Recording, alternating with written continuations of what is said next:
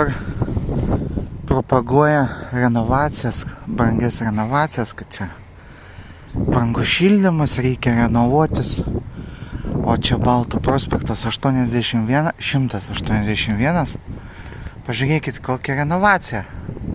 Aš nežinau, kada čia renovuota, bet namas jau atsilupinėja. Nežinau tiksliai, kada čia renovuota yra. Prieš saulę nežinau, ar gerai matosi, bet čia jau byra, viskas atsilupinėja.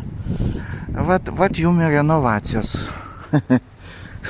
Kaip ir ne viskas blogai, tik šitoj vietoj gal nelabai gerai. O kitur viskas kaip ir tvarkinga, bet irgi, ar neturėtų čia firma duoti garantiją 10 bent jau metų ir sutvarkyti, perdaryti šitą visą reikalą.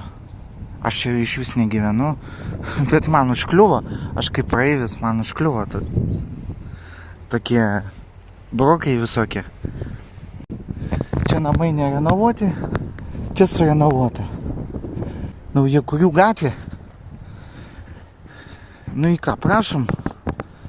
Vat jum ir čia nesenai padaryta, gal prieš porą metų.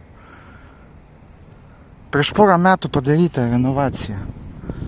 Vat jum renovacija. Pasidžiaugs žmonės 5-10 metų. Už renovaciją reikės bankui mokėti 30 metų, o jau po 5 metų reiks taisyti broką gyventojam. Firmos, man kaip atrodo jau tos firmos gal ir nėra, gal jau ir subankrutavo, gal ir jau pakeitė pavadinimą, kaip dažnai būna statybinėse firmose. Ir kas bus dar po 5 metų, jeigu čia tokios sienos? Kodėl viena siena normali, o kita siena yra jau pelyjanti, pūnanti? Tai jum renovacijos.